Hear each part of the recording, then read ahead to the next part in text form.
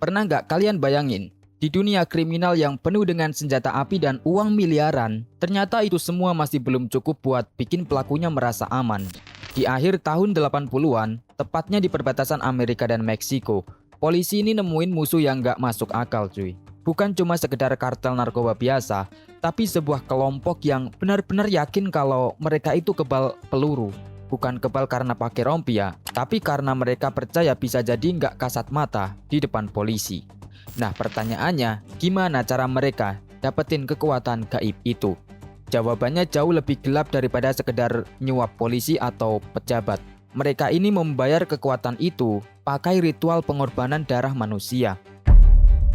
Ini adalah kisah nyata tentang Los Narcos Satanicos, sebuah sekte mematikan yang gabungin kejamnya dunia narkoba sama ritual ilmu hitam paling gila yang pernah ada.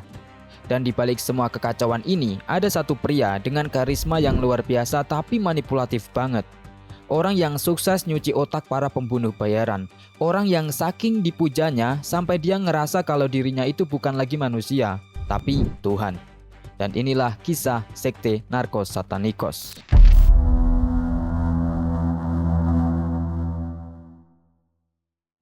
Banyak yang mengira kalau Adolfo Constanzo ini produk asli kartel Meksiko. Padahal enggak.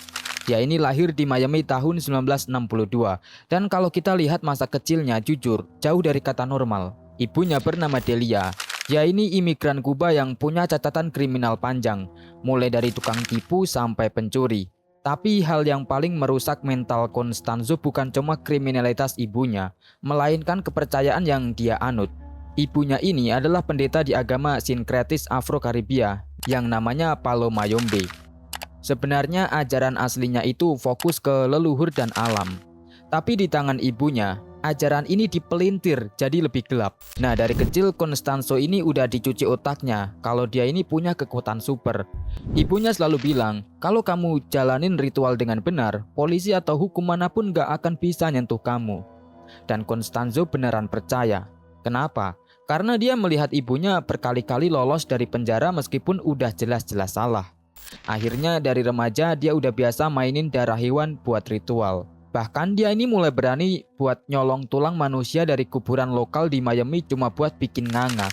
Itu semacam kuali suci yang jadi pusat kekuatan mereka. Memasuki tahun 80-an, Constanzo merasa udah nggak cukup buat ambisinya. Dia pun pindah ke Mexico City. Nah disinilah semuanya dimulai.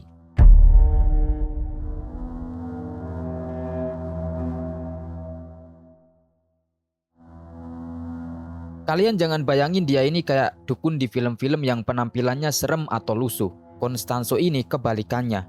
Dia ganteng, rapi, bajunya branded, perhiasannya mahal, dan punya karisma yang bikin orang gampang banget percaya sama dia. Nah saat itu dia membuka praktek ramal tarot di Zona Rosa, daerah hiburan malam di sana. Awalnya memang cuma buat membantu ramal orang biasa atau pekerja malam. Tapi Constanzo ini pinter banget baca psikologi orang. Dia tahu celah ketakutan orang dan bikin mereka ketergantungan sama omongannya. Reputasinya pun meledak. Dan dalam waktu singkat, yang datang ke dia ini bukan lagi warga biasa, tapi para elit Meksiko. Mulai dari artis, politisi, jenderal polisi, sampai bos kartel narkoba. Semuanya ngantri buat ketemu dia. Mungkin kalian bingung ya, kok bisa orang-orang kuat ini tunduk sama tukang ramal? Jawabannya cuma satu, yaitu rasa takut.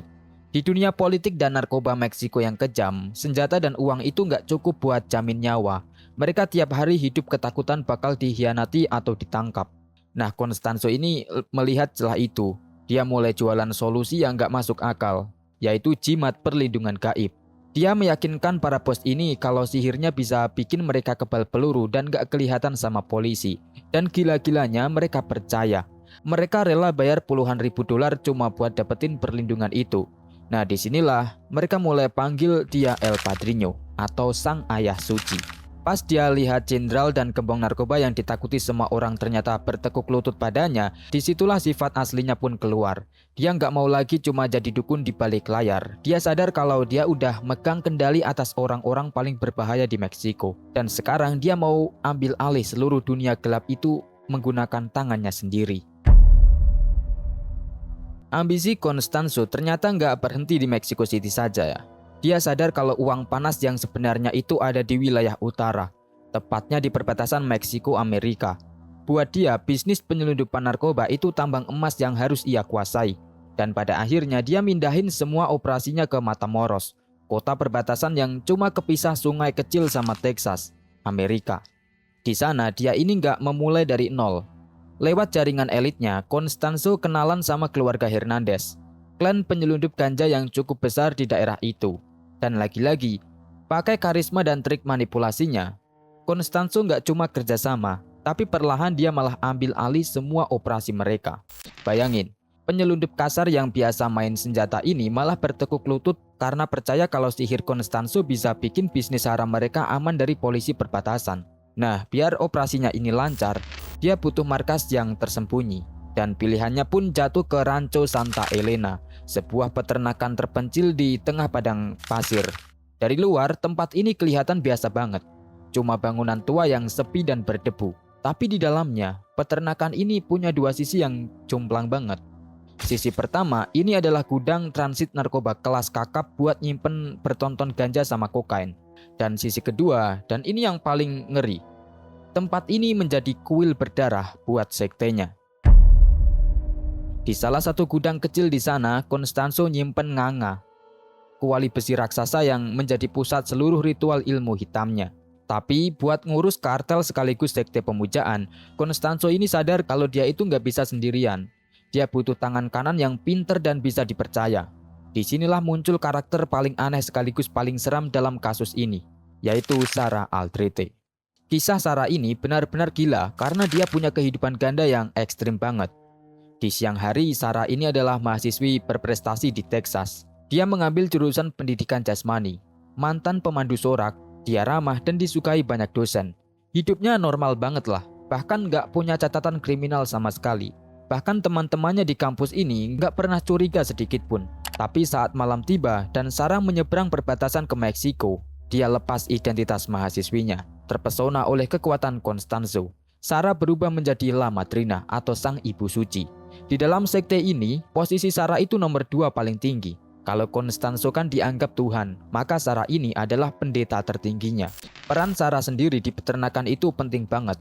Anak buah Constanzo rata-rata adalah kriminal jalanan yang gak sekolah.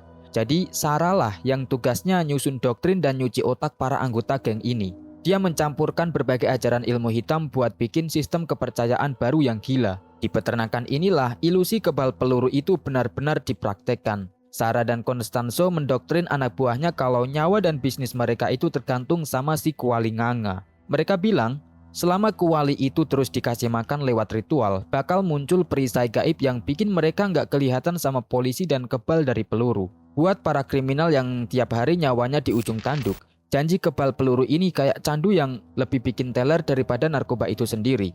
Mereka jadi loyal banget, fanatik, dan yang paling bahaya, mereka nggak punya rasa takut lagi. Rancho Santa Elena pun resmi berubah fungsi. Dari gudang narkoba menjadi mesin pembunuh raksasa yang digerakkan sama keyakinan buta. Di dalam Rancho Santa Elena, ada satu benda yang paling dianggap lebih suci dari nyawa mereka sendiri, yaitu nganga. Nah, dari tadi kan kita bicarain nganga-nganga terus. Apa sih nganga itu? Nah, jadi nganga ini bukan cuma kuali besi tua buat pajangan ya. Tapi bagi Constanzo dan para pengikutnya, nganga itu entitas hidup yang bernafas. Dan layaknya makhluk hidup, dia punya rasa lapar yang harus terus dipenuhi. Awalnya makanan buat kuali itu masih standar lah, seperti darah ayam, kambing, atau anjing jalanan. Tapi seiring berjalannya waktu, bisnis narkoba mereka makin gila. Mereka dapat untung jutaan dolar tiap minggu dan menyelundupkan bertonton ganja ke Amerika. Nah, makin kaya dan makin berkuasa mereka, makin gede juga rasa takutnya. Mereka takut ditangkap polisi, takut dikhianati kartel lawan. Nah, karena hal itu, Constanzo pun memakai momen ketakutan ini buat nyuci otak mereka lebih dalam lagi. Dia bilang, sihir dan darah hewan udah nggak cukup buat lindungin kerajaan kita yang sudah segede ini. Kalau mau benar-benar kebal peluru, kuali ini butuh bahan bakar yang jauh lebih kuat. Nah, disinilah keserakahan berubah menjadi kekejaman yang nggak masuk akal. Constanzo ngasih perintah baru, kita butuh tumbal manusia. Doktrinnya gila banget. Dia meyakinkan anak buahnya kalau jiwa manusia yang dibunuh lewat ritual bakal terperangkap di dalam kuali itu dan menjadi pasukan gaib. Nah, pasukan inilah yang katanya bakal menjadi perisai buat menangkis peluru polisi supaya rute narkoba mereka tetap aman. Tapi Constanzo ini sosiopat yang pintar. Dia nggak asal menculik orang. Awalnya dia memilih korban yang nggak bakal dicariin, kayak musuh dari kartel lawan, polisi korup yang mau memeras mereka, tunawisma, sampai pekerja seks. Bahkan waktu polisi Matamoros nemuin potongan tubuh di pinggir jalan, mereka cuma mikir, oh ini mah perang antar geng biasa. Nggak ada satupun polisi yang curiga kalau itu sebenarnya adalah bagian dari ritual sekte pemujaan. Ritual di Rancho Santa Elena ini brutalnya nggak main-main. Constanzo mengajarkan para algojonya kalau makin tersiksa korbannya, makin gede energi magis yang didapat si kuali. Bagian tubuh kayak otak dan tulang belakang bakal dicemplungin ke kuali mendidih itu. Tapi ada tujuan lain kenapa Constanzo ngelakuin ini. Dia sengaja memaksa anak buahnya buat ikut nyiksa dan ngebunuh. Tujuannya apa? Ya biar mereka semua terikat darah. Rasa bersalah dan rahasia gelap itu bikin mereka nggak punya jalan buat kabur. Mereka menjadi mati rasa dengan kekerasan. Dan pada akhirnya Rancho Santa Elena ini benar-benar berubah dari gudang narkoba menjadi rumah jagal manusia. Para anggota sekte ini hidup dalam kegilaan.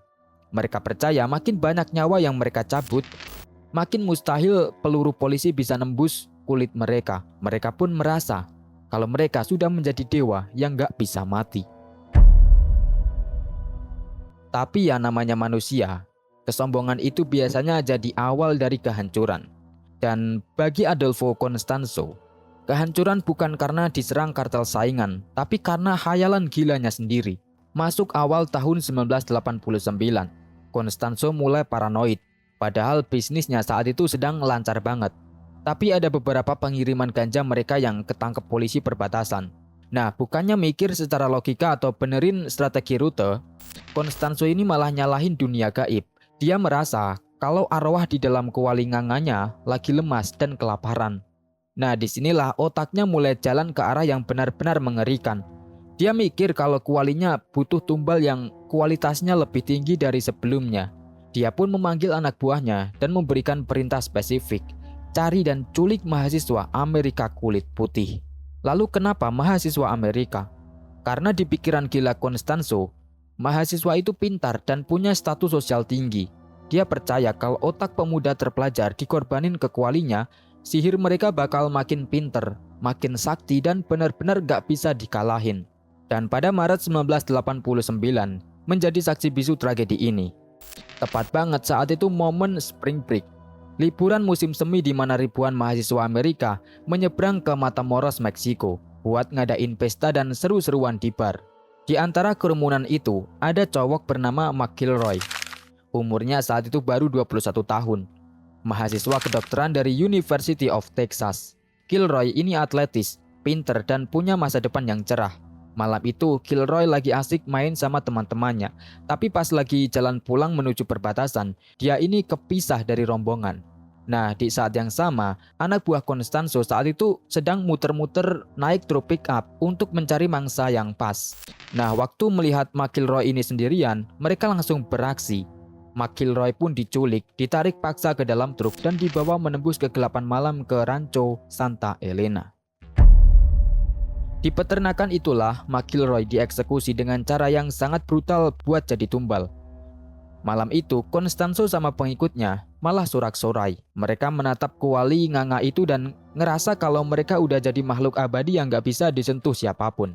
Tapi mereka tidak sadar, tindakan itu sebenarnya adalah cara tercepat buat menghancurkan diri mereka sendiri. Menculik McIlroy adalah kesalahan paling tolol yang pernah dilakukan Constanzo. Biasanya korban mereka itu orang lokal atau kriminal yang kalau hilang, polisi Meksiko tinggal disuap buat tutup mata. Tapi McIlroy ini beda, dia warga negara Amerika. Hilangnya McIlroy langsung menjadi berita nasional di Amerika Serikat. Wajahnya ada di setiap TV dan koran. Keluarga Kilroy nggak tinggal diam. Mereka melobi politisi sampai ke Washington. Pemerintah Amerika marah besar dan menekan pemerintah Meksiko habis-habisan. Tiba-tiba aparat dari dua negara, FBI dan DEA, sampai polisi federal Meksiko, gabung buat bikin operasi besar-besaran. Misinya cuma satu, cari McIlroy. Constanzo berpikir pengorbanan McIlroy bakal bikin mereka nggak kelihatan. Namun kenyataannya, kejahatan itu malah bikin lampu sorot dunia ngarah tepat ke muka mereka. Mesin pemburu internasional sudah menyala, dan gak ada satupun jimat ataupun sihir di dunia ini yang bisa menghentikan mereka. Gara-gara tekanan dari pemerintah Amerika Serikat makin gila-gilaan, polisi Meksiko pun langsung melakukan pengetatan penjagaan di seluruh penjuru Matamoros. Pos pemeriksaan disebar di tiap penempatan jalan dan pintu keluar kota. Nah, di momen inilah doktrin ilmu hitam Constanzo benar-benar diuji. Dan hancurnya, sumpah, lewat cara kebodohannya sulit dipercaya. Awal April tahun 1989, salah satu pengikut setianya yang namanya Serafin Hernandez sedang membawa truk untuk mendekati pos pemeriksaan polisi. Serafin jelas-jelas lihat ada polisi di depannya, tapi anehnya dia nggak panik sama sekali. Dia nggak nutupin muka, nggak nginjak rem, apalagi putar balik. Dia malah santai aja nginjek gas dan nerobos barikade polisi itu. Kenapa dia senekat itu?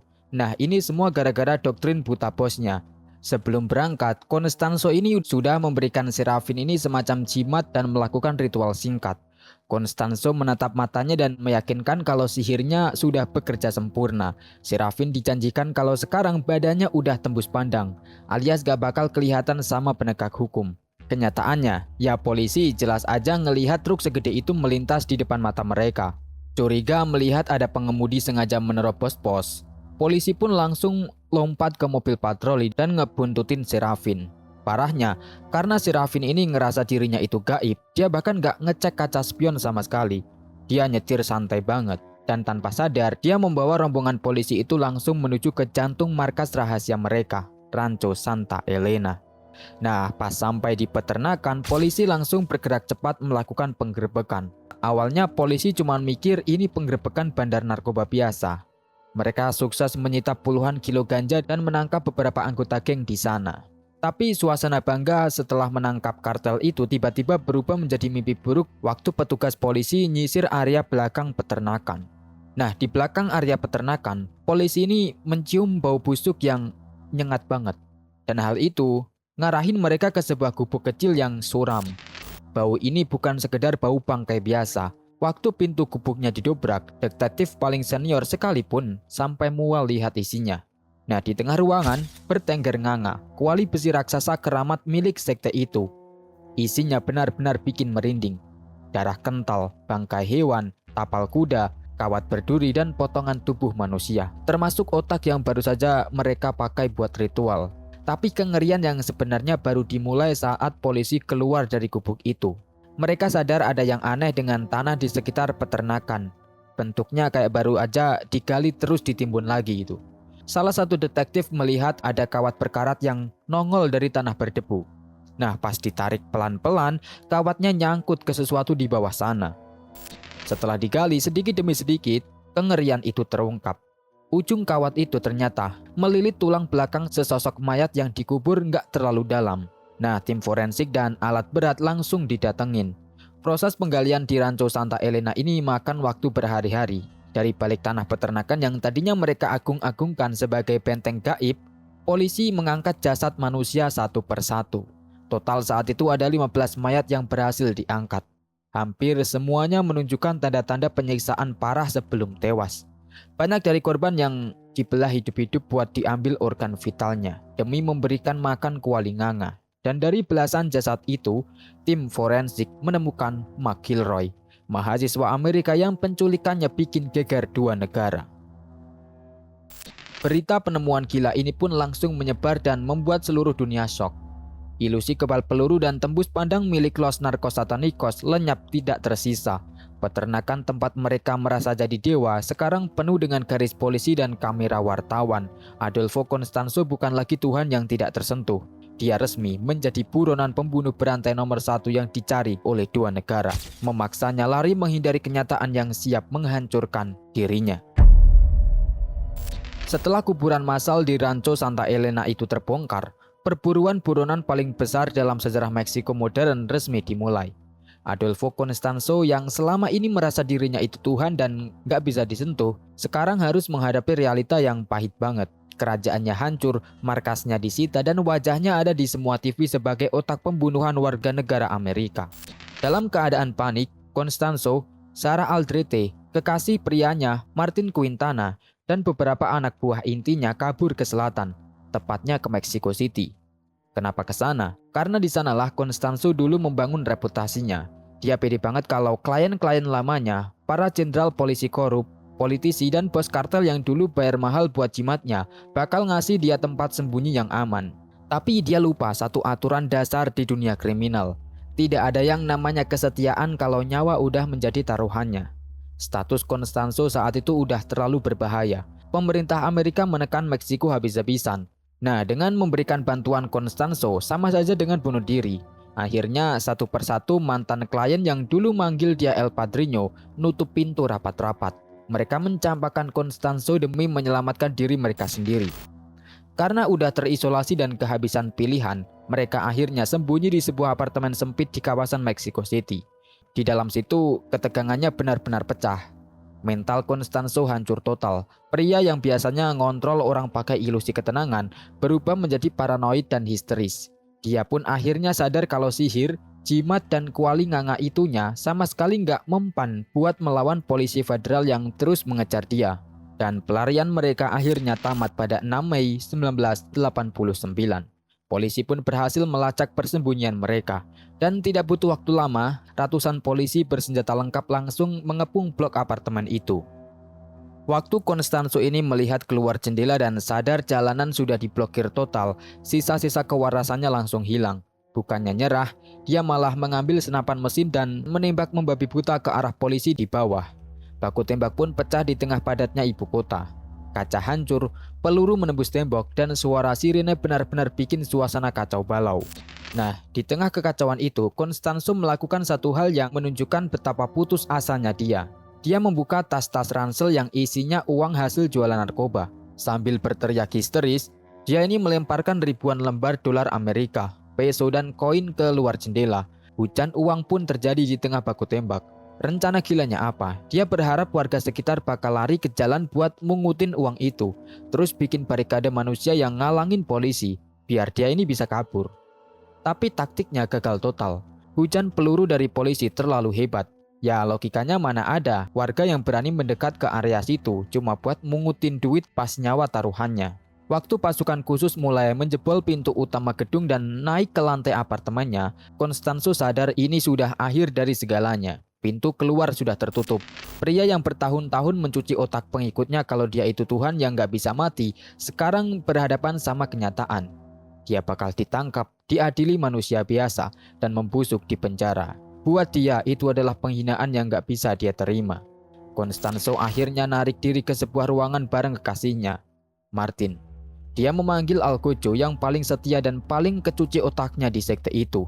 Namanya Alvaro de Leon Valdez alias El Dabi. Disinilah Constanzo memberikan perintah terakhirnya. Perintah yang sekaligus menghancurkan mitos kekebalannya. Dia menyuruh El Dabi buat mengangkat senapan mesin Mark 11, mengarahkan ke dia dan Martin, lalu menarik pelatuknya. El Dabi sempat ragu, tapi karena doktrin kepatuhan yang udah ditanam bertahun-tahun, logika sehatnya pun kalah. Sambil menutup mata, El Dabi menembak bosnya sendiri dan kekasih bosnya itu sampai tewas seketika. Dan cuma beberapa menit setelah suara tembakan itu, polisi pun berhasil mendobrak masuk apartemen. Mereka nemuin sisa anggota sekte, termasuk Sarah Aldrete, lagi sembunyi ketakutan. Dan di dalam salah satu lemari ruangan, polisi menemukan tubuh Adolfo Constanzo udah nggak bernyawa, penuh dengan lubang peluru. Sang Padrino, orang yang meyakinkan seluruh dunia bawah tanah Meksiko kalau dia kebal peluru, ironisnya malah mati pakai peluru senapannya sendiri. Titik darah terakhir dari Los Narcos Satanicos pun tumpah, menutup babak paling gelap dalam sejarah kriminal perbatasan. Setelah penggerbekan itu, Sarah Aldrete dan anggota sekte yang tersisa langsung ditangkap hari itu juga. Di pengadilan, Sarah mati-matian berusaha meyakinkan hakim kalau dia itu cuma korban penculikan yang dipaksa ikut. Dia ngaku nggak tahu apa-apa soal pembunuhan McIlroy. Tapi ya bukti forensik di peternakan itu nggak bisa bohong. Belum lagi kesaksian dari anggota sekte lain yang bilang kalau Sarah itu punya peran aktif sebagai ibu suci. Akhirnya Sarah dijatuhi hukuman penjara lebih dari 60 tahun. Dan itu tadi kisah lengkap soal Adolfo Constanzo dan sekte bayangannya Los Narcos Satanicos. Sekarang saya ingin tahu pendapat kalian. Menurut kalian, apa yang bikin orang-orang berkuasa tadi gampang banget percaya sama omongan Constanzo ini? Tuliskan pendapat kalian di kolom komentar ya. Terima kasih sudah menonton video ini sampai habis. Dan kalau kalian suka dengan video seperti ini, silahkan klik like, komen, dan juga subscribe. Serta aktifkan tombol loncengnya agar tidak ketinggalan video menarik lainnya dari channel ini. Dan sampai jumpa di video selanjutnya.